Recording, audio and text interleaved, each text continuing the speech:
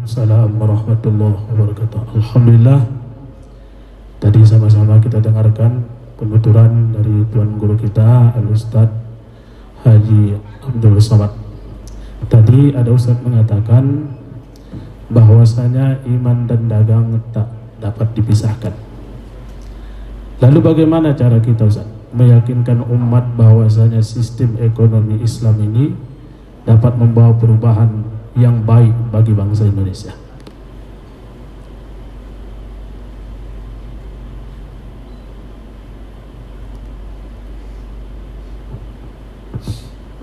Bank punya uang 100 juta.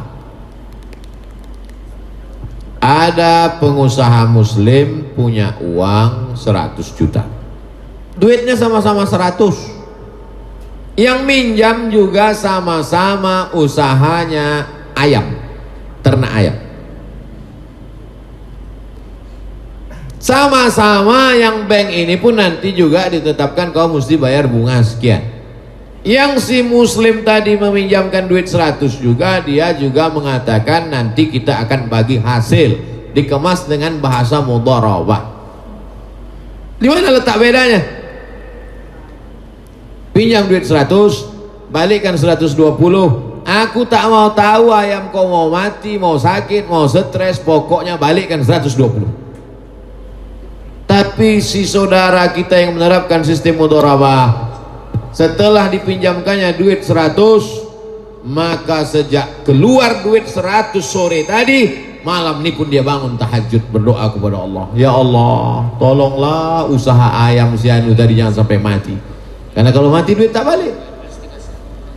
Maka sejak malam itu dia menjadi lebih khusyuk sholat, dia menjadi lebih khusyuk berdoa, dan dia lebih selalu teringat dengan saudaranya tadi dengan menanyakan, kalau jumpa, apa kabar? Sehatnya kau kan? Kenapa selalu ditanyanya? Karena kalau sampai sakit duit tak balik. Jadi apa beda konvensional dengan Islam itu? Bedanya adalah akhlak. Ada akhlak. Sedang ini tak mau tahu dia. Aku tak mau tahu kau mau sakit, kau mau di mana, kau yang penting duitku balik. Lalu kemudian datanglah tokoh ayam dari Jakarta ke Medan.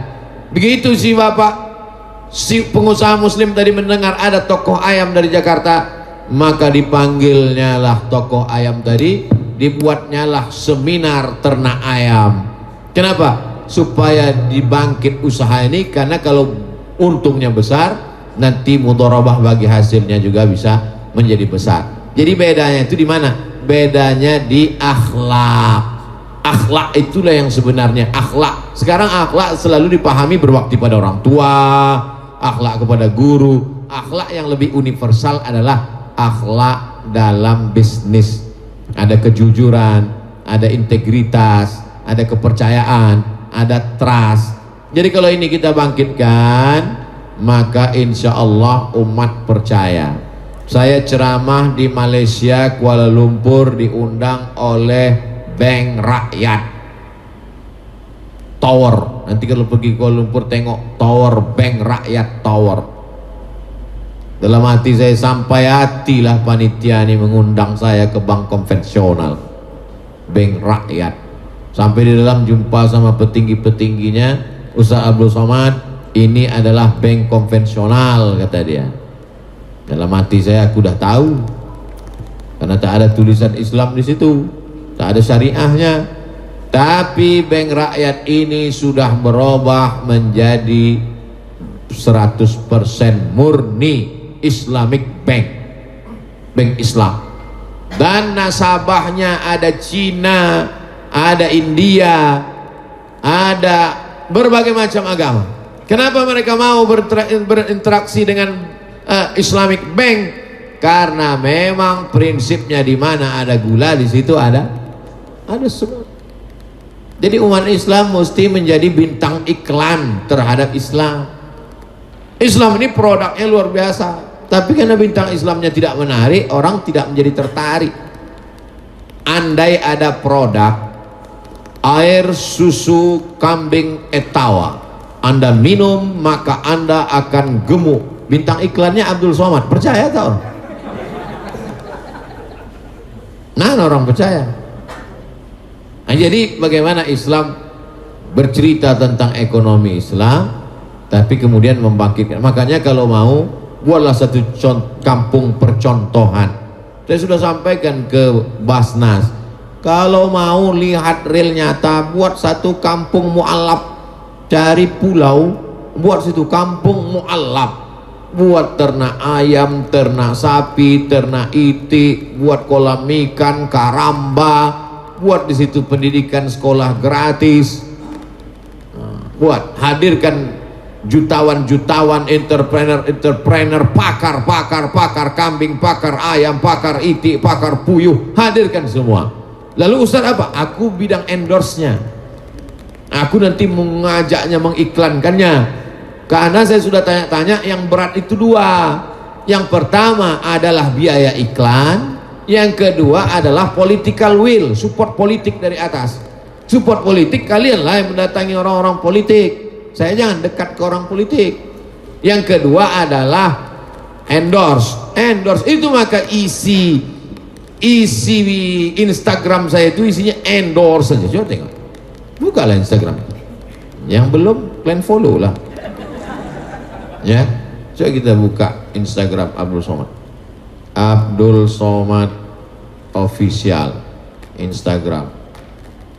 Abdul Somad Official Instagram. Apa isinya? Endorse aja isinya. Ceramah, ini endorse.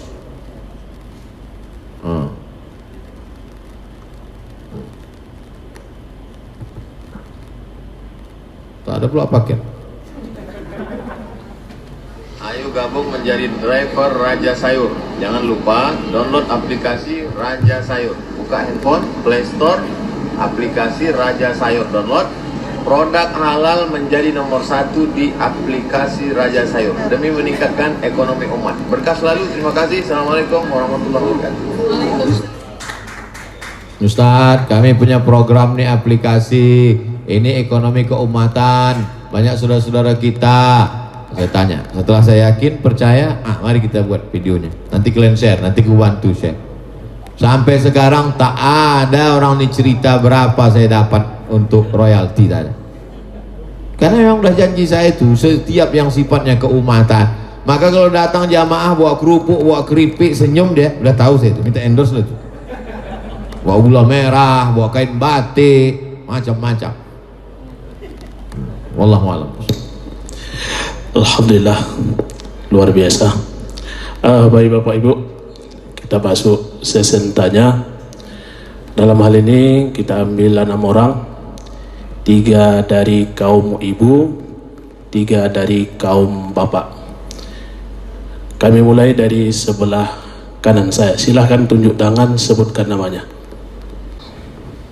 Assalamualaikum warahmatullahi wabarakatuh. Waalaikumsalam warahmatullahi wabarakatuh.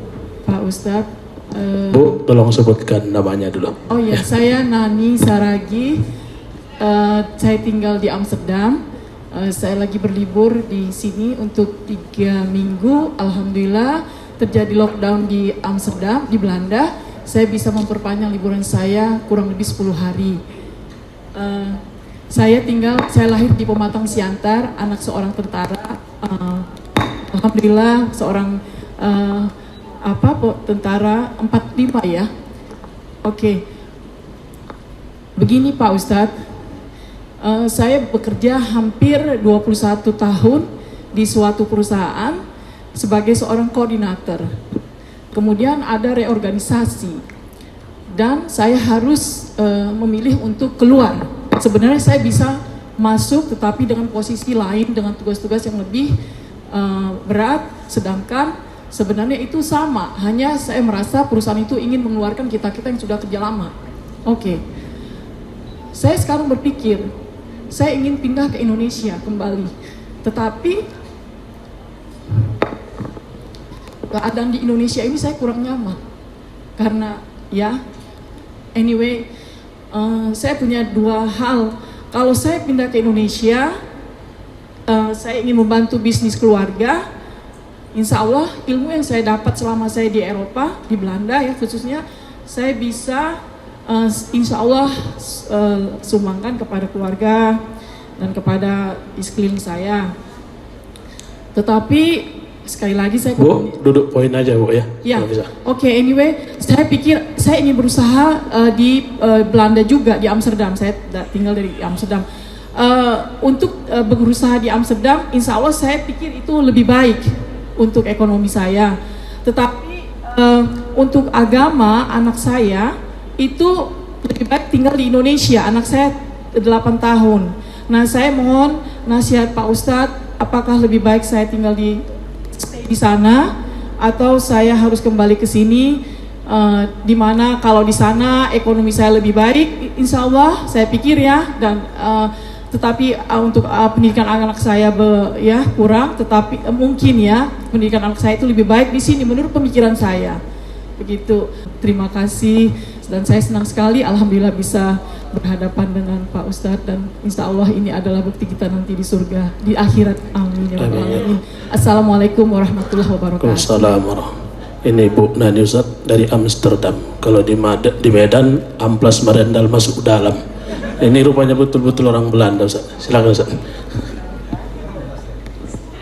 Saudara-saudara saya yang bekerja di negara tidak Islam, dari mulai Amerika, Amsterdam sampai Hong Kong, Taiwan, maka hari ini tidak lagi bisa kita bagi dunia ini menjadi dua seperti dulu. Ada namanya Darussalam, negeri Islam, ada Darul Harb, negeri perang.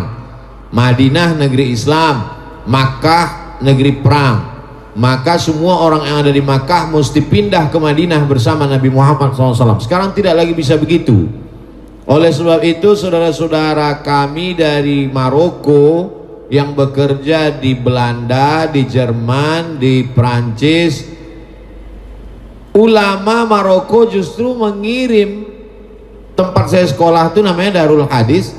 Di Darul Hadis itu alumni-alumninya yang orang Maroko dikirim menjadi ustadz di Portugis, Spanyol, dengan ke Belanda, karena banyak imigran yang datang dari Tunisia, Aljazair, Maroko. Artinya ulama membolehkan orang Maroko tinggal di Eropa. Makanya Eropa itu diprediksi oleh orang Yahudi, namanya Bernard Lewis. Bernard Lewis orang Yahudi mengatakan setelah dia teliti, Eropa itu nanti akan menjadi Islam. Kenapa analisanya begitu? Jerman diisi oleh imigran dari Turki, karena orang Turki paling banyak di Jerman. Inggris akan diisi imigran dari 3 negara, India, Pakistan, Bangladesh. Terbukti prediksi itu, wali kota Inggris Islam India. Lalu kemudian Prancis diisi oleh imigran dari 3 negara, Aljazair, Tunisia, Maroko, sampai hari ini. Jadi ini untuk menghilangkan kegelisahan saudara-saudari yang bekerja di Eropa, di Amerika. Boleh hukumnya bekerja di negeri tidak Islam dalam kurung syarat dan ketentuan berlaku. Tetap bisa menjalankan syariat Islam, tidak membuka aurat dan lain-lain sebagainya terkait dengan ajaran Islam. Tapi hukum bekerja. Apa dalilnya? Ali bin Abi Thalib mengambil upah menimba air di rumah orang Yahudi di Madinah. Dilaporkan ke Nabi, kata Nabi tak apa-apa, karena sekedar yang dipakai itu jasanya, jasa menimba air, tak ada terkait dengan akidah. Wala anabidu ma'abadtum wala antum ma'abiduna ma'abud lakum dinukum waliyadi. Jadi ibu bekerja, jaga syariat Islam, maka ibu mendapat gaji, gajinya halal. Adapun keraguan tentang pendidikan anak, juga zaman sekarang tidak ada halangan lagi, karena anak bisa dikirim sekolah tahfiz Quran. Di Kudus ada program taman SD hafal 30 juz. Taman SD umur 13. Atau masuk ke Ponorogo, di dekat Gontor ada pesantren Muqaddasah, SMP, SMA, tamat hafal Quran. Jadi tak ada halangan. Ibu bisa kunjungi dengan ekonomi baik, bisa setahun datang 2 kali. Maka sesungguhnya ibu berpisah dengan anak, sekolah dia di pondok pesantren, ibu tetap di Belanda, dua-duanya dapat, ekonomi dapat, dan yang paling penting adalah pendidikan anak. Saya dulu terlintas di pikiran saya, 2 orang anak emak saya, dua-duanya laki-laki. Sampailah hati emaknya mengirim saya ke Mesir, sampai 12 jam naik pesawat baru sampai. Sekarang saya baru paham, rupanya dialah yang sayang dengan anaknya. Adapun emak kawan saya yang tak dikasihnya dia pergi, bukan begitu cara sayang pada anak. Biarkan dia terbang sejauh mandang, maka sesungguhnya itu mendidik dia untuk menjadi anak-anak yang mandiri. Anak ibu kirimkan masuk dia tahfiz, SD tahfiz, SMP tahfiz, SMA tahfiz. Kuat akidahnya, paham dia keindonesiaan, ngerti dia sunnah Rasulullah. Nanti dia mau kuliah, silakan dia masuk ke Leiden University, silakan dia mau sekolah ke Leipzig Jerman, silakan dia mau ke McGill Kanada, karena akidahnya sudah kuat sesuai dengan kemauan dia. Saya selalu menyampaikan, ceramah saya tak keluar dari 3: islahul tarbiyah, perbaikan pendidikan; islahul iktisad, perbaikan ekonomi; islahul siyasah, perbaikan politik. Maka perbaikan pendidikan, saya hanya katakan pendidikan agama mesti kuat dari TK Quran, SD Quran, SMP Quran, SMA Quran, basic. Setelah itu terserah mau jadi lawyer, mau jadi pengusaha, mau jadi hakim, mau jadi apapun, yang penting akidahnya sudah kuat. Insya Allah ibu dapat dua-duanya, ekonominya dapat, pendidikannya dapat. Wallahu a'lam bishawab. Ya, silahkan lagi Bapak Ibu. Ya, silahkan.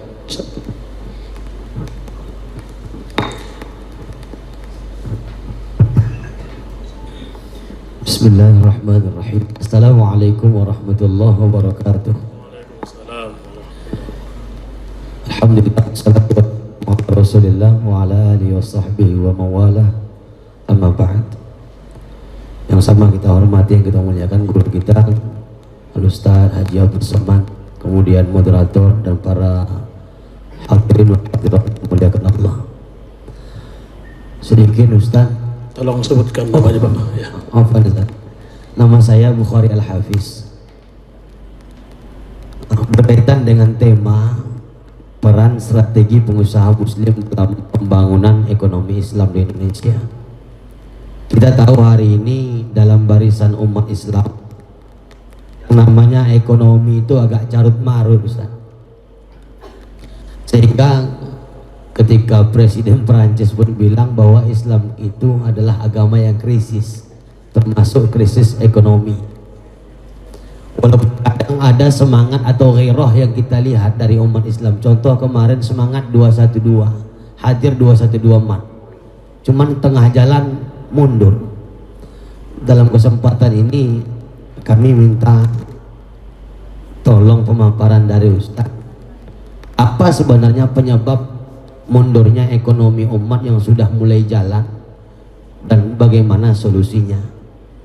Yang kedua Ustaz, apa strategi yang ampuh setelah menguatkan iman yang Ustaz sampaikan bagi muslim untuk meningkatkan ekonomi, yang tadi sudah disampaikan juga oleh abang saya, Bang Api Effendi, anak Melayu Sergei, saya anak Melayu Asahan Ustaz, dari Tanjung Balai. Mudah-mudahan dari dua hal ini, kenapa saya minta strategi ampuh? Alhamdulillah kami juga punya usaha belacan di Tanjung Balai Ustaz. Nah, mudah-mudahan ibu-ibu, bapak sekaligus pemuat juga yang mau pesan belacan Tanjung Balai bilang aja kuat. Sekira demikian. Nasrul minallahi wa fathun qarib wa basyiril mu'minin. Assalamualaikum warahmatullahi wabarakatuh. Kalau ada dua orang di tengah laut, kapalnya pecah, menabrak karang, dipukul ombak, ada yang pas gelombang, maka yang selamat itu adalah yang pandai berenang. Maka ajarkanlah anak-anak kita berenang. Pesan sahabat Nabi, alimu auladakum as-sibahah war-rimayah. Ajarkan anakmu as-sibahah, berenang, war-rimayah, memanah. Sebetulnya itu makna dipahami, makna hakiki dan makna majazi, kiasan. Memang betul-betul merenang dan memanah. Tapi yang dimaksud berenang adalah siap di air, dan memanah siap di darat. Karena kalau di darat kita memang memanah, naik kuda, dan di air kita berenang.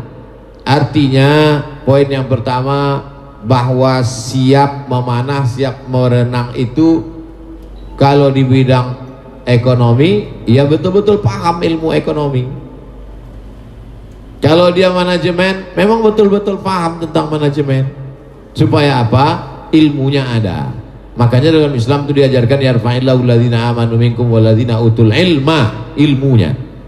Dan semua itu ada ilmunya. Tidak bisa dipelajari, tidak bisa tanpa dipelajari.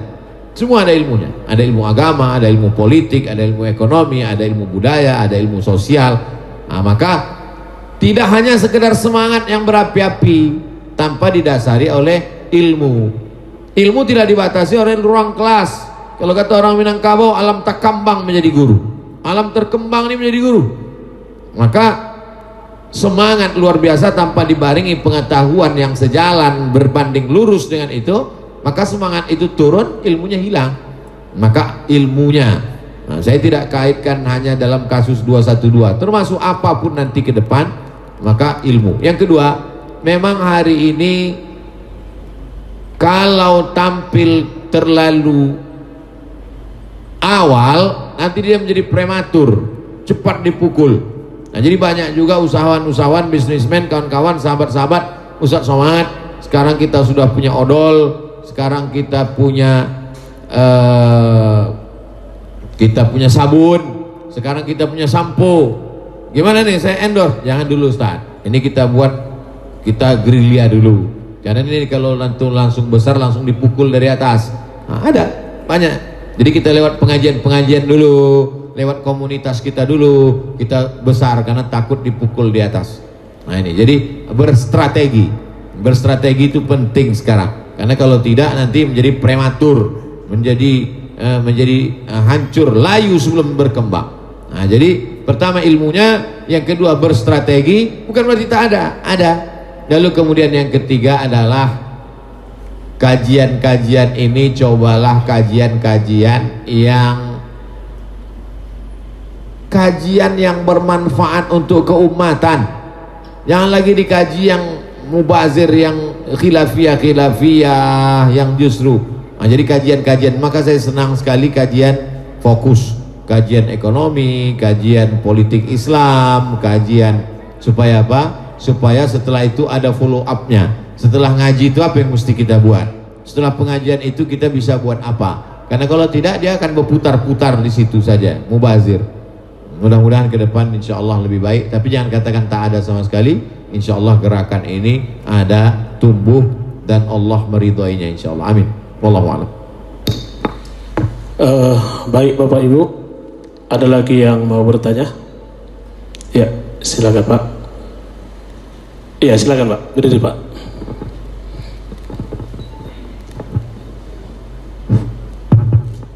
Bismillahirrahmanirrahim. Assalamualaikum warahmatullahi wabarakatuh. Waalaikumsalam. Perkenalkan, nama saya Syahlan Juhri Nasution. Saya selaku wira swasta, kemudian juga arsitek. Alhamdulillah malam ini dapat bertemu dengan tuan guru kami yang sangat kami muliakan, Profesor Dr. Abdul Somad LCMA. Suatu keberkahan kami dapat bertemu di acara pada malam hari ini. Ustadz, menarik apa yang disampaikan malam hari ini adalah terkait dengan rencana kebangkitan ekonomi keumatan, bagaimana peran dari para pengusaha dalam membangun harkat dan martabat umat ini. Cuma mungkin di sini saya menyampaikan sesuatu hal yang mungkin perlu kita pikirkan bersama. Dalam rencana kebangkitan umat ini, kira-kira apa solusinya kita ini agar dapat saling bersatu dan bersinergi, karena untuk rencana kebangkitan umat ini sebenarnya kita yang perlu sekali dibutuhkan bagi kebangkitan ekonomi Islam ini adalah semacam satu master plan kebangkitan ekonomi umat. Ini bagaimana kira-kira solusinya? Karena tanpa strategi ini, tanpa master plan ini, kita akan saling bekerja atau berjuang itu bahkan tidak tertutup kemungkinan saling melemahkan mungkin. Nah ini perlu panduan dari tuan-tuan guru kami, mungkin juga para tokoh ini bagaimana menyatukan roadmap ataupun master plan kebangkitan ekonomi keumatan ini. Kemudian juga kita belum memiliki satu lembaga atau syarikat yang representatif, sebagaimana tadi juga Ustadz ada menyinggung tentang agama kita ini dibawa oleh para ulama yang berprofesi sebagai pedagang atau menyambi sebagai pedagang. Saya kira Indonesia ini juga merdeka akibat dari berkumpulnya para saudagar-saudagar kita yang tergabung dalam syarikat Islam dulu di awal, sehingga kita melek politik dan kita memahami pentingnya untuk bersatu dari sisi ekonomi.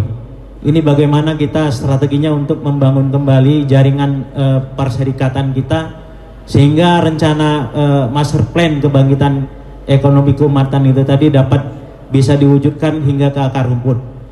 Sekaligus juga kami Ustadz, kebetulan saya juga memang aktivis yang selalu lahir dan besar di remaja masjid ya, tapi bukan remaja masjid yang dalam lembaga formal. Kita memang remaja masjid kampung, dan saya sampai hari ini di usia 44 tahun ini selalu aktif membina remaja masjid, dan kami melihat potensinya remaja masjid ini bisa dijadikan sebagai motor penggerak kebangkitan keumatan, terkhusus dari sisi ekonomi. Jadi bagaimana kita bisa strateginya untuk merubah mindset dari anak-anak kita, remaja-remaja kita menjadi mental-mental wirausaha. Ini saya lihat potensinya sangat besar, dan kami sudah mencoba untuk memulainya dengan gerakan yang namanya Salingkars ya, satuan lingkungan yang bersimpul kepada remaja masjid. Mudah-mudahan jika ada resep atau tuntunan dari Ustaz, mungkin bisa kita adopsi nanti ke depan. Mungkin itu saya. Billahi taufiq wal hidayah. Assalamualaikum warahmatullahi wabarakatuh.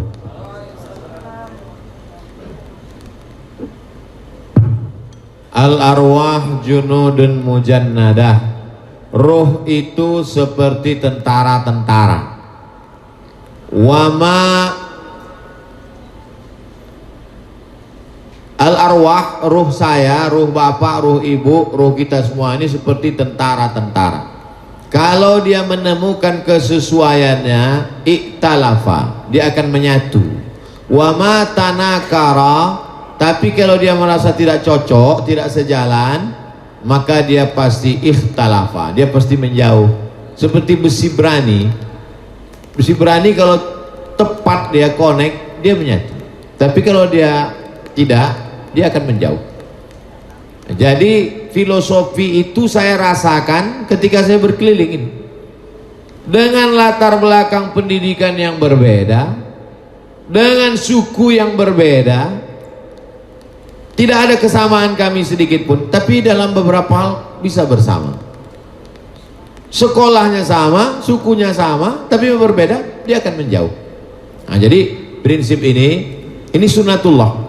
Jadi dalam beberapa momen, beberapa hal saya ketemu dengan si Fulan bin Fulan di Jakarta, di Surabaya saya ketemu, di Makassar saya ketemu. Lama saya renung, kita sekolah beda, latar belakang beda, suku beda. Kenapa sih ide? Nabi sudah katakan, ruh kita ini seperti tentara-tentara, kalau sesuai dia akan sejalan, dan kalau tidak sesuai dia akan bersimpang jalan. Tapi tidak serta-merta lalu kita tidak punya strategi, lalu semuanya udahlah serahkan aja lah, nanti kalau memang sesuai kita sejalan ini. Enggak, kita tidak bisa jalan sendiri masing-masing, mesti ada kerjasama. Maka sesungguhnya apa yang saya lakukan selama ini, setiap daerah ini saya bagi dalam 3 kali. 2021 saya ke Medan 3 kali, Sumatera Utara 3 kali, bulan Januari, bulan Mei, bulan Juni, Juli, Agustus, September, Oktober. Nah, jadi saya balik dari mulai Aceh sampai ke timur Indonesia, Wakatobi, Sulawesi. Nah, itu berarti saya tetap datang 3 kali. Kedatangan saya itu mesti menyentuh 3 aspek. Pertama, akar rumput, saya ketemu dengan masyarakat di tanah lapang, kalau seperti dulu waktu tidak ada COVID. Yang kedua, saya ketemu dengan tokoh-tokohnya, tokoh ormas, tokoh masyarakat, alim ulama, cerdik pandai, ketemu dengan pawang-pawangnya, karena menyatukan buaya ini sulit, yang lebih sulit lagi menyatukan pawang-pawangnya. Yang ketiga adalah ketemu komunitas-komunitas, komunitas Ikatan Dokter Indonesia, komunitas lawyer, pengacara-pengacara, komunitas pengusaha-pengusaha. Nah, itu. Jadi 3 itu mesti tersentuh, akar rumput, alim ulama, cerdik pantai, tokoh masyarakat, dan komunitas-komunitas. Kita bicara target secara umum saja dulu. Bagaimana jangan ada orang miskin lapar tak makan, bagaimana ada anak berprestasi jangan sampai tak sekolah. Nah, jadi program-program itu semuanya saya posting secara pribadi di Instagram, tapi kemudian di yayasan khusus ada dicari YTWU, Yayasan Tabung Wakaf Umat. Program bagi beras ke nomor rekening ini. Program santunan anak berprestasi tapi yatim duafa ke nomor rekening ini. Program rehab rumah ke nomor rekening ini. Program wakaf Quran ke nomor rekening ini. Anda bisa kirimkan langsung atau datang waktu pengajian atau dijemput oleh relawan kami. Semua secara tertulis sudah saya share. Bisa tinggal copy paste program-program itu. Nanti ketika kita jalankan, kita bisa bersinergi bersama-sama, otomatis ketemu. Saya sudah praktekkan di beberapa tempat, otomatis ketemu. Kita akan ketemu kalau channelnya sama. Tapi kalau beda channel, setengah mati tak akan ketemu. Termasuklah pertemuan kita malam ini insya Allah karena di channel yang sama insya Allah. Amin ya rabbal alamin. Wallahu a'lam. Baik Bapak Ibu, nampaknya waktu juga lah yang memisahkan kita pada malam hari ini. Bapak Ibu hadirin jamaah yang saya muliakan dan dimuliakan oleh Allah Subhanahu wa taala. Tadi sama-sama kita telah mendengarkan tausiah yang disampaikan oleh Ustadz guru kita Haji Abdul Somad LCMA. Kemudian ada sesi tanya jawab. Mudah-mudahan kesemuanya ini membawa keilmuan bagi kita semuanya, kemudian membawa keberkahan bagi kita yang hadir pada hari ini. Kalau dulang, dulanglah Tuan, injak-injak batang jemari. Kalau pulanglah Ibu dan Tuan, ingat-ingat gaji kita hari ini. Mari Bapak Ibu, sebelum kita beranjak dari tempat ini untuk mengambil keberkahan acara ini, kita mintakan kepada Tuan Guru kita Profesor Haji Abdul Somad LCMA untuk memimpin doa. Kepada Tuan Guru kami persilakan dengan hormat. Sebelum saya berdoa, saya mau kita pulang simpulnya. Ikuti aja update di Instagram dan di FB dengan Yayasan Tabung Wakaf. Kopilah program, kopi, lakukan, ketemu kita insya Allah. Ketemu dalam program, ketemu dalam tujuan. Setiap hari Jumat, Sabtu kedua saya di Pekanbaru. Saya keliling, tapi Jumat Sabtu saya khususkan. Saya mau kasih tahu supaya kita membuat hal yang sama, supaya kita bisa bersama. Sama pikiran kita, sama tujuan kita. Jumat Sabtu, Jumat itu saya khutbah. Habis khutbah itu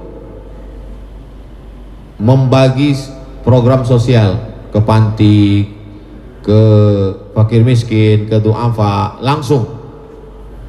Lalu kemudian malamnya jam 3 sampai jam 4, jam 2 sampai jam 3 ngaji, pengajian. Malam lebih khusyuk. Jam 3 sampai jam 4 tahajud witir. Jam 4 sampai jam 5 zikir muhasabah. Jam 5 sholat subuh, kajian subuh sampai waktu isyraq. Habis itu sholat sunat isyraq. Habis itu tanya jawab. Habis itu sarapan. Jadi antum bisa copy paste itu. Program-program itu copy paste. Ada kalanya menangkap ikan besar, jala besar, jaring besar. Nanti setelah terjaring baru diklasifikasikan. Ini ikan teri, ini ikan bawal, ini ikan tongkol, ini ikan hiu, ini ikan paus. Penanganan ikan ini begini, ini begini. Jamaah ini dibagi 3. Ada yang satu pasukan inti di tengah, pengurus. Baru ring yang kedua relawan-relawan. Komunitas-komunitas, komunitas emak-emak, komunitas bapak-bapak, komunitas bikers, komunitas anak muda. Komunitas ini dibimbing. Ada ketuanya, ada sekretarisnya, ada bendaharanya, ada penanggung jawabnya, ada koordinatornya. Baru kemudian yang ring 3 jamaah secara umum. Jadi dakwah ini tidak hanya lepas-lepas saja lagi. Mesti ada ada pengikat, ada simpul-simpulnya.